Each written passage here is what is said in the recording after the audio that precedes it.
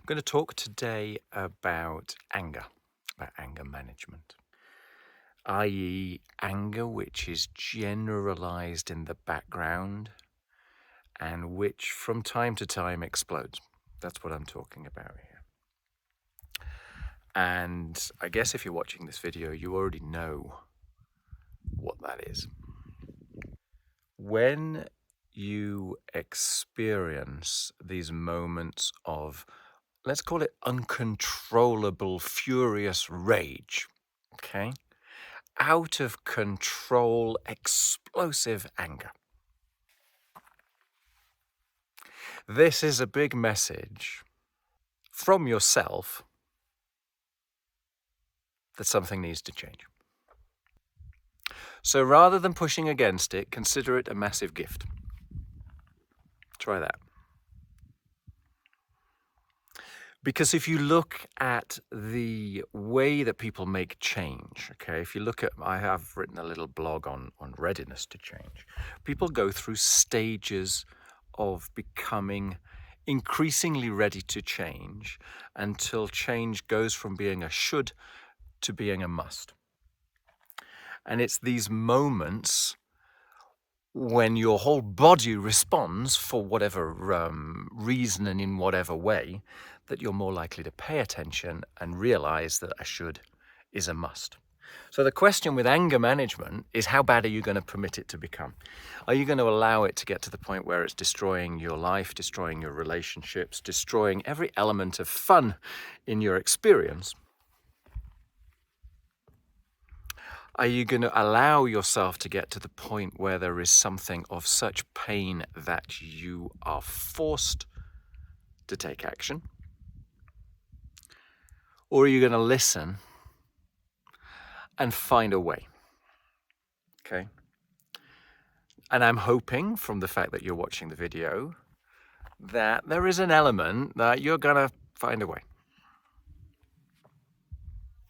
One other knottly piece of tree to signify the painful, prickly parts of anger. I'm in Canyonlands National Park here, in case you're interested. And this is something that I've experienced myself. Okay, I've wondered sometimes how on earth to rein in uncontrollable anger, right? Real fury. So here's my take on what's going on here. We'll start with the feeling, the conclusion that I have come to, which is that all emotions are valid and useful. So let's assume that your anger and rage is expressing something useful to you. It may be way out of control, but there's a message behind it which is valid, okay? A bit like someone who's knocking on the door, needs to be talked to, needs to be heard. The more you push back against it, the more you ignore the banging on the door, the louder the person banging on the door needs to become in order to be heard. Yeah? So let's assume that the more violent the anger, the louder your body is telling you that you need to listen.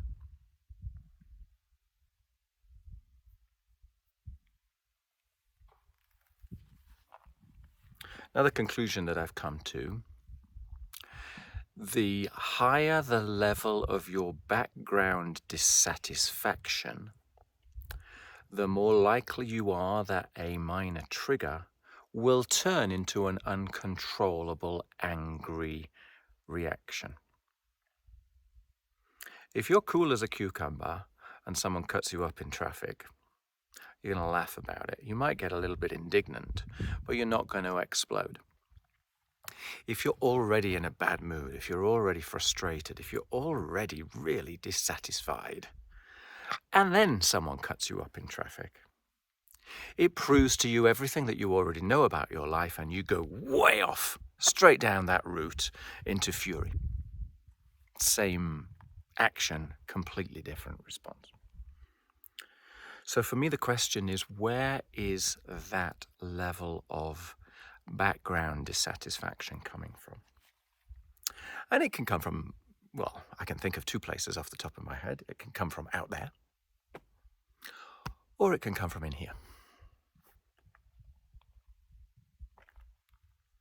It can come from out there, as in my expectations of life are not being reflected in my experience. I should be up here, and I'm here. And that's not fair. And that's not what my life should be. And damn, that makes me angry. Okay? That can be one way. And you can pick your poison with that one, okay? You can pick as many reasons to be frustrated with the world as you choose fit.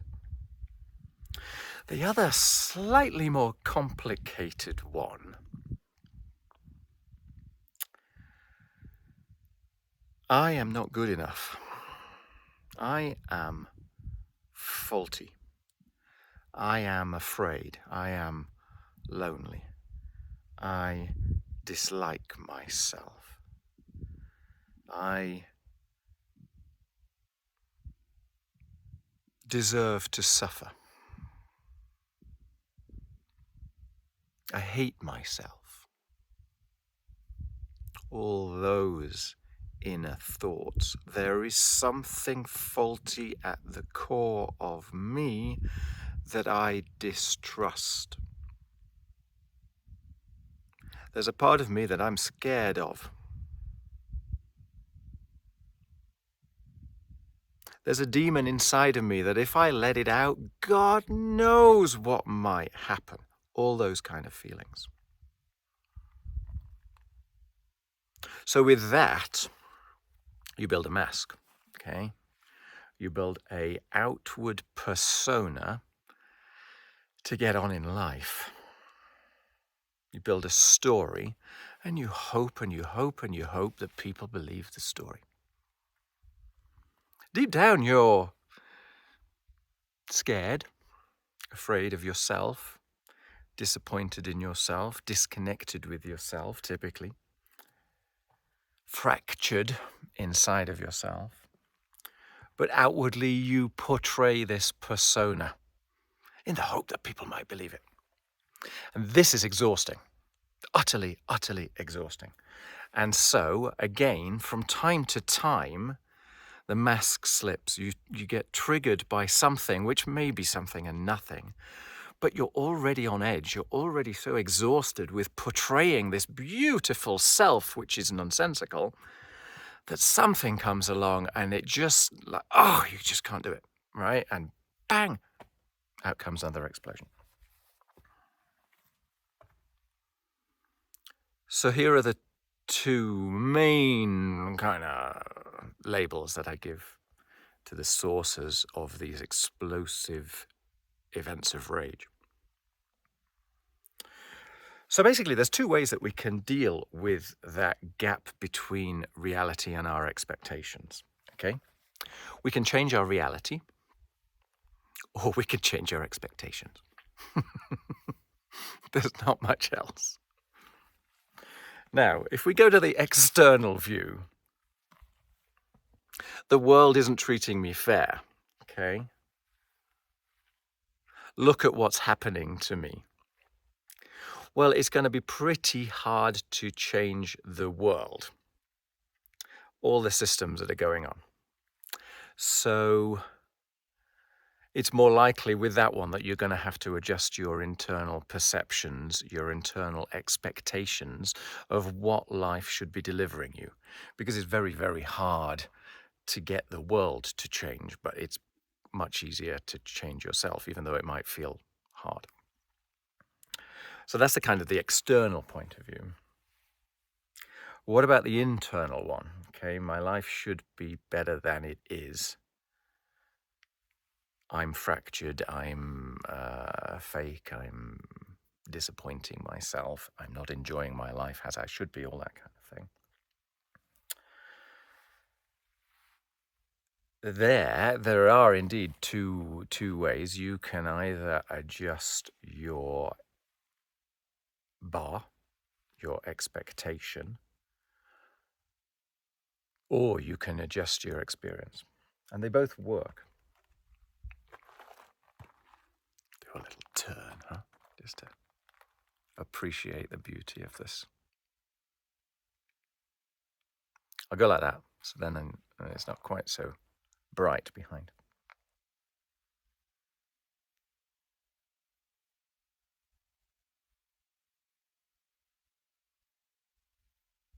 Okay. Let's start with the external one. That's kind of easier to deal with to a certain extent. The world is running on systems which are outside of your control. You experience these moments inside yourself where you just go on autopilot and you explode with anger, right? There are other times in your life when you go on autopilot in loads and loads of different ways. You don't know why you do them. Something occurs and you react. Consider the world to be an organism and permit the world to be as complicated or as flawed or as multifaceted as you are, okay? Stuff's going to happen that according to the world makes sense, be that another person, another unit, another business, another family structure, another community, whatever it may be. They're going to do things from their perspective that makes sense to them in this moment in time based upon what they know, what they feel. And you're going to disagree with them. But they're not doing it necessarily to get at you. Maybe they are, in actual fact. Maybe that's part of their motivation. But either way, they're running on their own rails. And there's not a lot you can do about that. Now, the anger might be useful. It might be telling you to take actions in order to adjust that situation. Whether or not you're capable or not is a different matter. But the anger could drive you to something useful.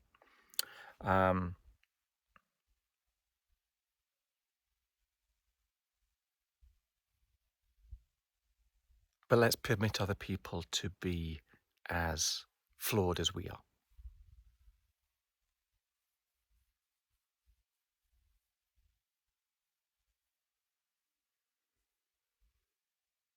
That doesn't stop you from getting angry. I'll talk about that in a minute. But it gives you a perspective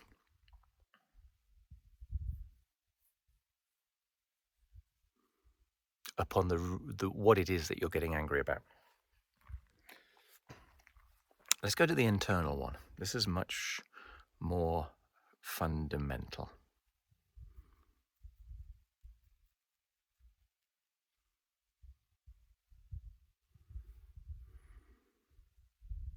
I think this is something we learn, something we pick up, maybe when we're too young to even realize we're picking it up.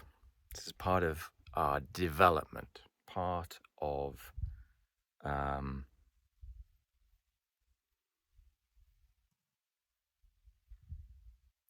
what becomes our personality. So we learn from our environment, certain things are acceptable, certain things are not about us. By our authority figures, our parents, our teachers, whoever it may be. We learn to limit the unforgivable parts of ourselves, the impermissible parts of ourselves, the parts of us that will be disapproved of and may cause us to be rejected and abandoned or whatever it may be. So we come to a perspective inside of ourselves that there's elements of us that are not good.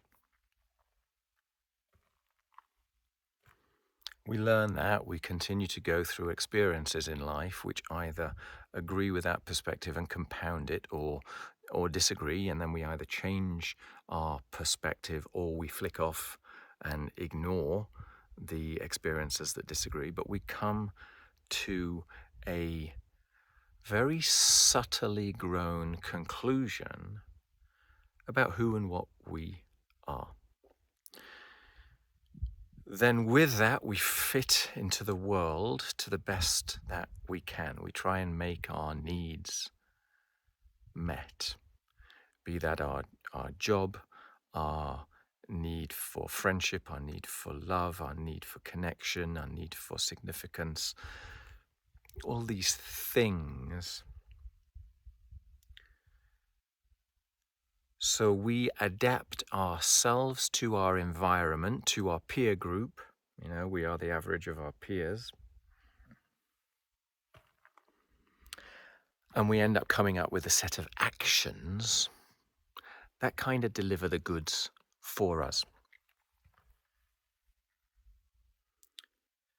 It's not really us. It's a facade of us. It's a portrayal of us that seems to work a bit. And some people can be very lucky, right? Some people can grow up in an environment where the end result of the story of themselves is pretty well aligned with the reality. Other people are less lucky and they go further in the disconnect between their congruence and the story that they're expressing to the world. And unfortunately, that's just part of life. That's how you grow up, and you don't make the circumstances in which you grow up. So end result is there is a gap between you and you. Okay? The you that you feel inside and the you that you portray.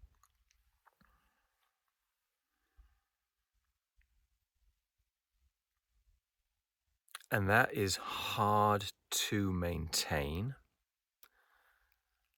And it doesn't always deliver what it should. Because sometimes you get what the story asks for rather than what you really need. And so you end up with a background sense of dissatisfaction and frustration and imprisonment, trapped inside your own story that apparently you created, that apparently works from time to time, but is stifling and trapping and frustrating. And then something occurs that just pushes you over the edge and rah.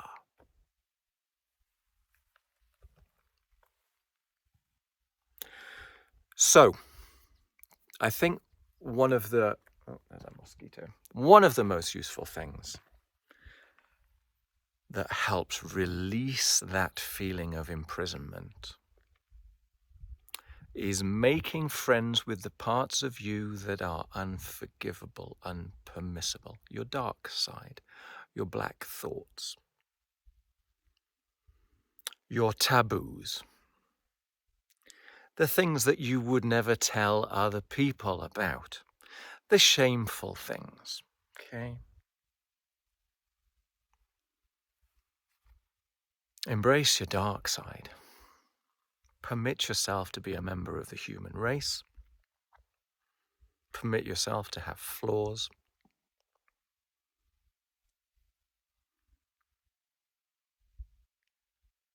Take action if there are elements of that dark side that you don't like.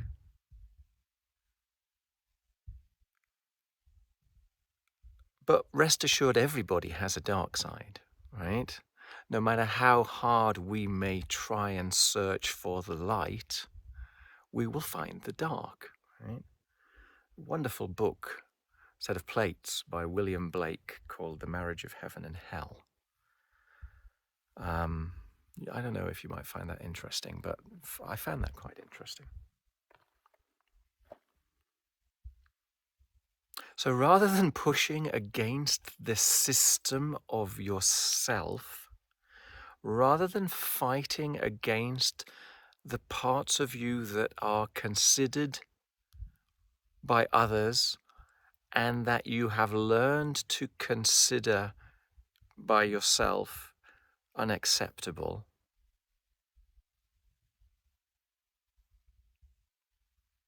give in.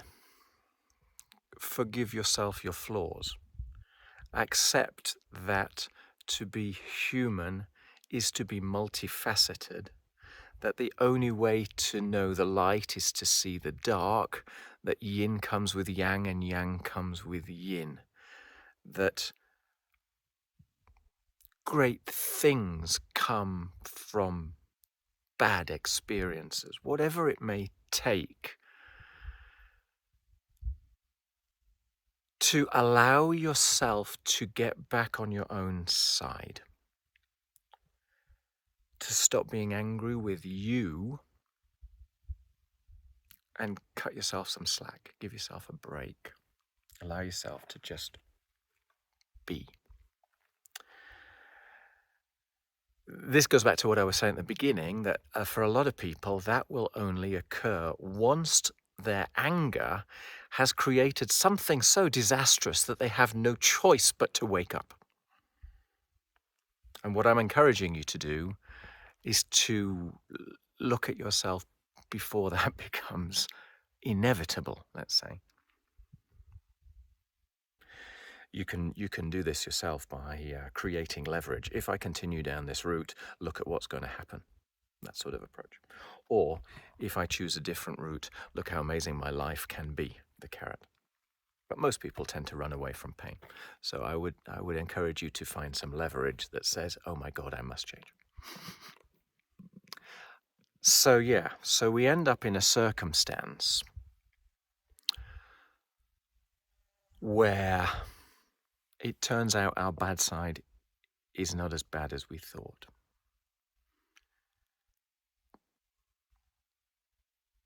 That it's an essential component of living. That we don't have to be the story we portray to other people. And the pressure is then off to prove yourself to the world, or to individuals, or to yourself. And with that comes a release, a awakening, a renaissance, a gift. I'm okay as I am, is the conclusion that you're looking for. I hate to be prescriptive, but that's it. I'm all right. I don't need to battle against myself. And I don't need to battle against the system.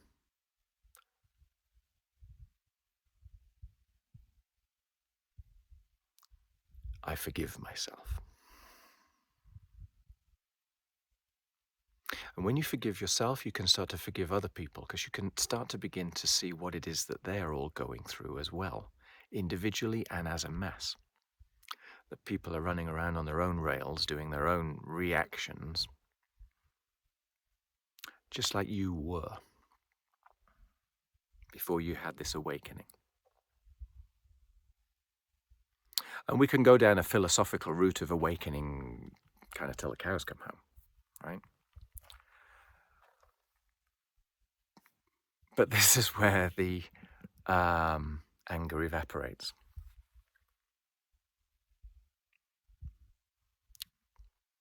I'm not saying that this allows you to sit down on your deck chair and do nothing. It doesn't stop you from having goals and purposes. It doesn't stop you from having frustrations. You'll still get angry, because anger and frustration and even rage, they're all valid emotions. But because you made friends with your inner demon, there is no pressure cooker effect, okay? There is no building explosion that eventually has to be expressed. because you permit yourself a complete range of emotions.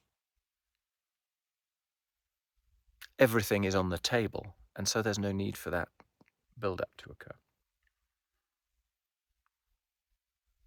And so when stuff occurs, which it will, because the world will do what the world will do, your background level of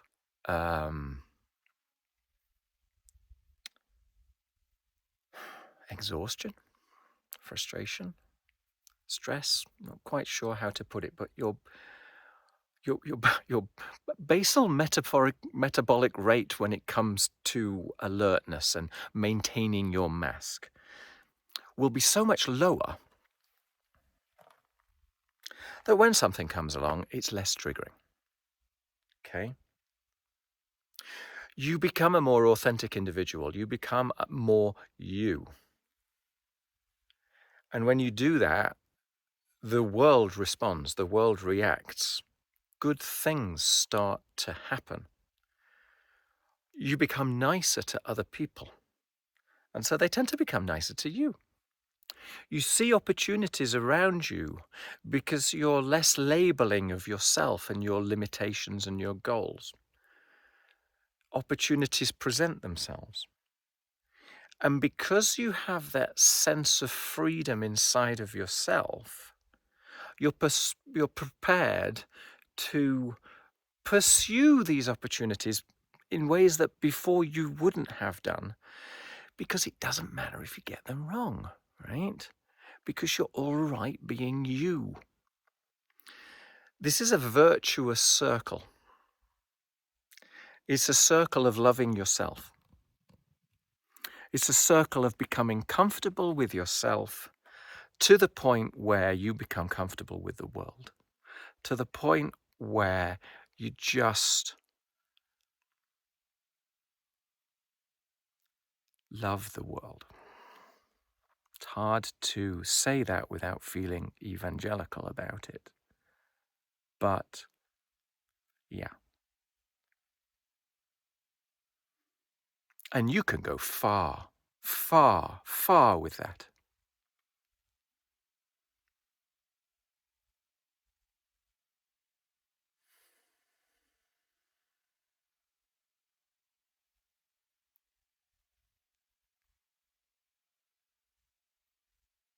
Just consider that possibility.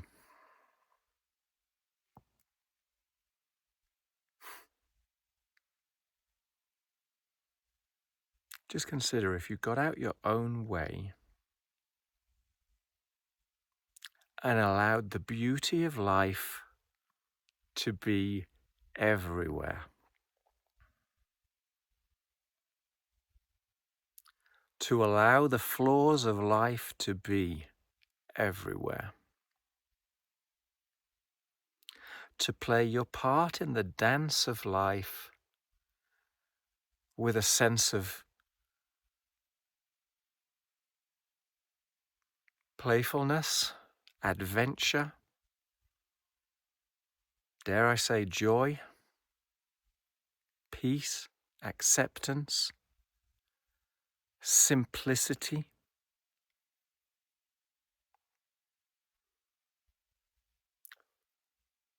When inaction becomes action, and when action becomes inaction, and they're both all right. When you can go for the things that you really want, where you have the freedom to take the choices, make the decisions, and take the actions that you want to, comfortable in knowing that you are already sufficient.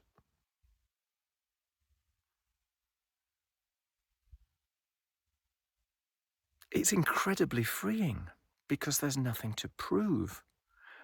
You're allowed to try and fail. That's okay.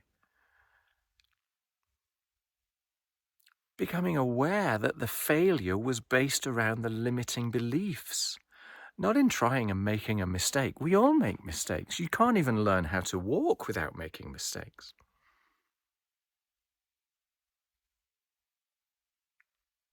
So you're embracing life. And I assure you, if your experience is similar to mine, there is a point where you can see the thread going back in time that led to today. And you can see the steps that you took that led you here. And you can look at that with a sense of beauty and awe and wonderment. Because it is like a second life. You can read about this. William James talked about once born and twice born individuals. Have a look at that.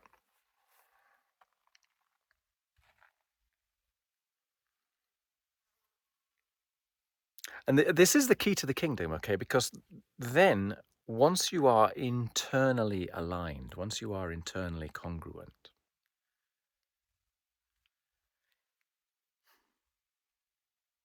it doesn't matter whether the stimulus comes from outside or inside. Because you feel like a rock in your core. You know who you are. And you're all right with that. So when the world knocks, which it will, that's the world knocking. That's what it does. When you knock, like you will, because feelings come knocking, you won't push them away. You'll see them and feel them and think them in a different light and be grateful for them. You know, when stuff feels bad, it's no longer bad. What it is a message to do something or think something or feel something or pay attention. And just like the person at the door, once you've paid attention, they go away. And this is where the happiness of life comes from, okay? And just like all emotions, happiness is not a permanence, okay? Happiness is a transitory emotion. It comes and goes. So don't set yourself up with these massive shoulds about how life should feel. Joy, however, is more of a state. Joy is a state. Joy is something that becomes all-encompassing because it's a sort of a wild sense of awe in all things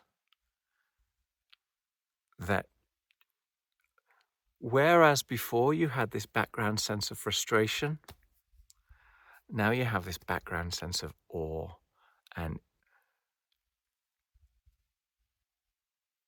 joy about what you don't know, about what's out there, which could be.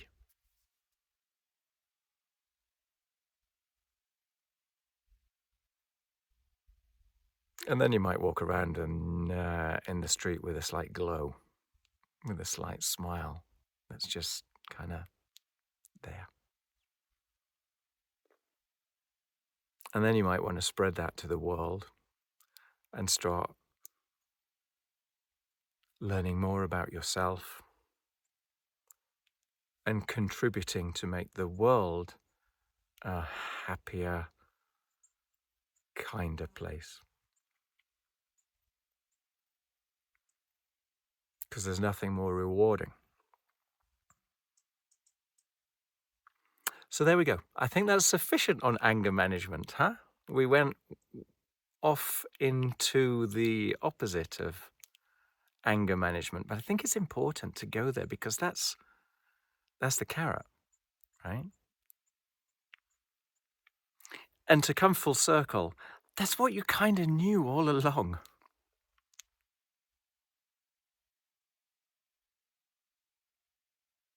Yeah, one of my phrases is learning is remembering. And I wholeheartedly subscribe to that. It's not as if you're reinventing yourself. It's as if you are remembering yourself, re-allowing yourself to be you, finding that inner child and permitting. Right, I'm going to shut up now. That's 36 minutes of talking. My word, that's a lot. But this is a very, very important subject, so I hope you find that useful. Questions, comments, send them to me. Leave them down below if there is the possibility to do so. Ask away. If there are other topics that you want me to cover, ask. If you don't understand certain things that I'm talking about, then feel free, ask.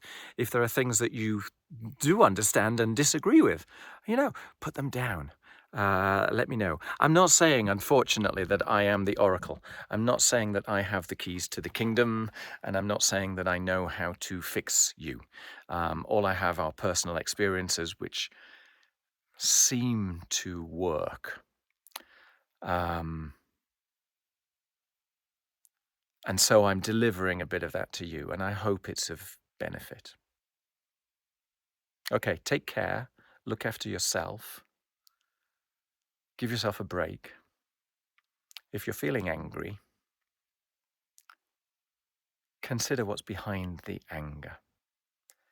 Anger is frequently a secondary emotion, and behind it is a sense of sadness or fear, or, there's often something behind it.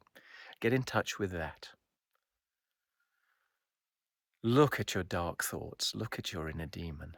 Look at your expectations in life. Consider. Read the Stoics, the considered life. Get to the point where you can identify the stories running in the back of your mind and just see if that's right, wrong, or indifferent. It's like budging a rusty hinge. It doesn't come automatically, okay? But day by day, bit by bit, everybody is capable of change because everything is changing all the time. Even this, which appears so permanent, everything is changing, including you. Okay, I hope that's useful. Take care, goodbye, and get in touch. Communicate. Not necessarily with me. Get in touch with others. I said before, you are the average of your peer group. Make that a nice peer group. All right, take care. I believe in you, whoever you may be. Take care. Bye.